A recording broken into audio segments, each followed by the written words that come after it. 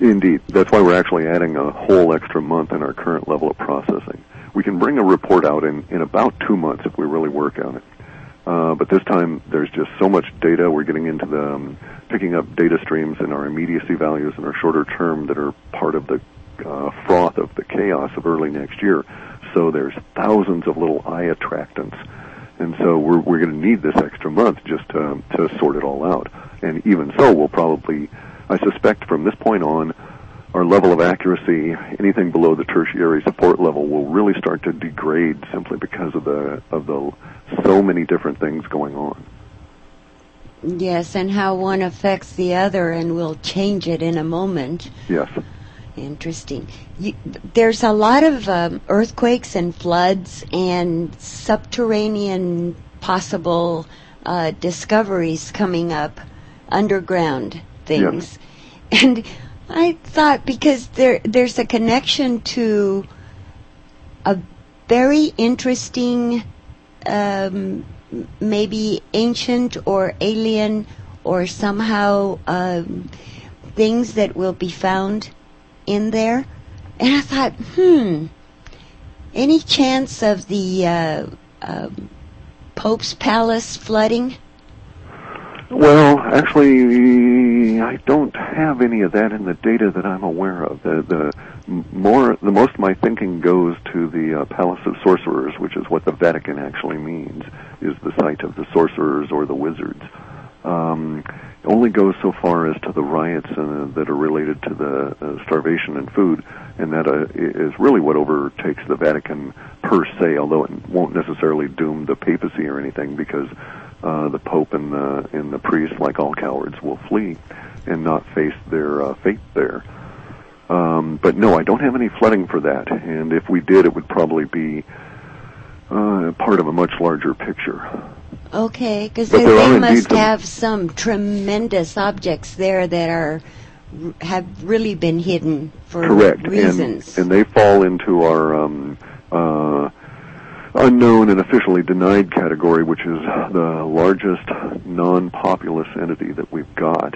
And it should be extremely revealing when it comes out, if there's enough of a level of communication that us guys over here on this half of the world would even find out about it.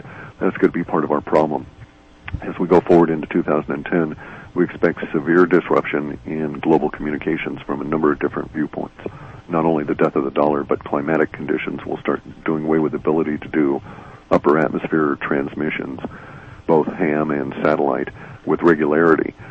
So we're going to get reduced to landlines. Those are going to be subjected to earthquake and other issues. So it will become increasingly unlikely that we'll be in a planetary communications cycle, so to speak, when a lot of these really interesting things happen.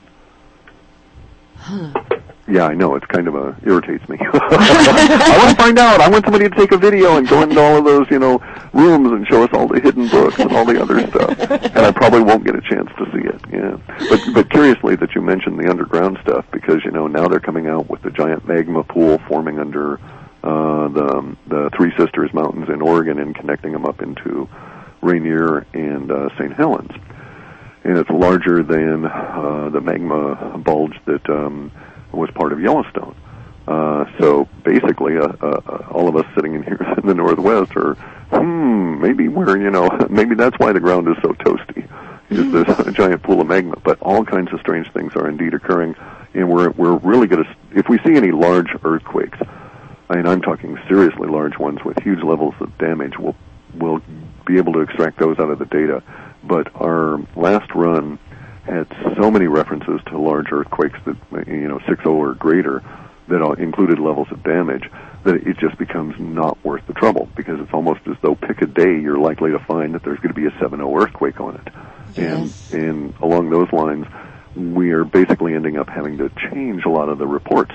So, for instance, if we do a report in 2010, I bet you we just don't care about the dollar, and we probably don't even have a section on markets. Regarding that with the commercial real estate, that is probably going to be part of the cause for all your projection on small businesses just yes, folding? Going bankrupt, just folding right and left, yeah, as though they're not already. I don't know how it is in your particular local area, but we've got lots of vacant space up here, a lot of businesses going bankrupt. So it's going to get a lot worse simply because of the impact on the financial structure. We live as a global society not on the amount of dollars that are out there or the amount of, quote, wealth that's out there, but rather on the rate at which it flows through people's hands. So there's a certain flow rate for money, and if you decrease the flow rate, then everybody starts becoming that much less wealthy. And so your poverty rate increases as the velocity of funds, whatever currency you've got, whatever mechanism of trading, decreases. And basically, it's a truism. If you're in a tribe and you rarely trade, well, you're limited to those resources or wealth you have right there. And the more you trade, the better off you are. Kind of like the 60s motto of the British government, export or die. And it was the more trade they did, the better off they were. And we're now seeing that since the powers that be created this huge, weird financial abstraction and laid it over the globe over the course of the 40s, 50s, 60s, 70s, and then matured it in the 80s and 90s, and now it's a super mature system and is starting to die in the year 2000, we're now seeing that reduction, and we're all feeling it.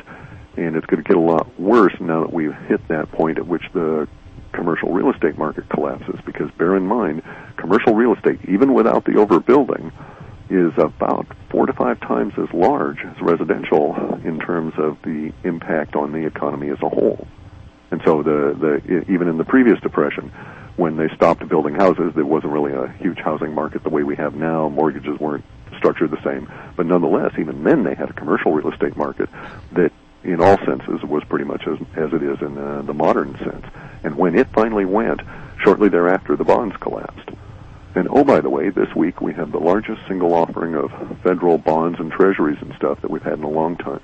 So it's going to be very curious to see how well they do. I think it's over a course of 3 or 4 days, though. So. Okay, regarding the powers that be, there's a question from a listener. She says, I ordered his latest report and have a burning question at the bottom of page 33, top page 34. Did I give you this question already? No. Okay. Cliff writes, it becomes a bit clearer in the data that the issue of most concern to TPTB relative to their brutal suppression of the populace, those are in brackets, is that they have a sense of urgency and anxiety about being able to last, in brackets. Yeah. And that is her question. Last until what? What do you speculate based on any clues in your data? The powers that be are running a race. And the race is basically whether or not the populace wakes up to all of the lies and feels the impact of all of the lies and then reacts before whatever it is the powers that be fear arrives. So let's just describe a brief scenario. And we're not saying that this is the inaccurate one, and we'll have more data in a little bit, but what if the powers that be were afraid of a space alien invasion? And they had actually had their telescopes trained and been watching, a giant fleet of rockets or spaceships coming from some other star system, and they were decelerating, and they knew they would be here in 2014. Well, the powers that be are at this point racing against their loss of control. And really what's happening is everything in the social order now is eroding their ability to control all of us, and yet they're desperate to be in control when the alien space fleet arrives for its invasion in 2014. We won't go into why. It doesn't make any difference, because basically this is just merely a spurious example. But they feel a desperate level of fear that they should be in charge or be in a position to, get down in their hidey holes by 2014. But it doesn't do them any good to go down now, because then we could dig them out and root them out, and we'd find out all of this stuff once they left. And so they have to try and maintain control and then gradually slip away in that last year, last 6 months or something like that. And then all of us, stick our heads up like meerkats and say, well, now wait a second, where'd all those guys go? What's going on here? And that's their plan, is that they want to have that kind of a structure emerge where they get to escape at the last minute and all the rest of us are standing around wondering, what's going on? Make sense? Yes, that should work against them, too. Right, so they're trying to last through this process until they can escape. And as I say, it doesn't do them any good to escape early because then there's no one out guarding their secrets. We find out the secrets, then we all go get our shovels and start digging. And you also note that they're going to have even more problems than they're having now controlling the minions. Correct. And it's going to get even worse as the minions are going to be under several layers of pressure, not only from what little they know of the impending spaceship, armada to invade us,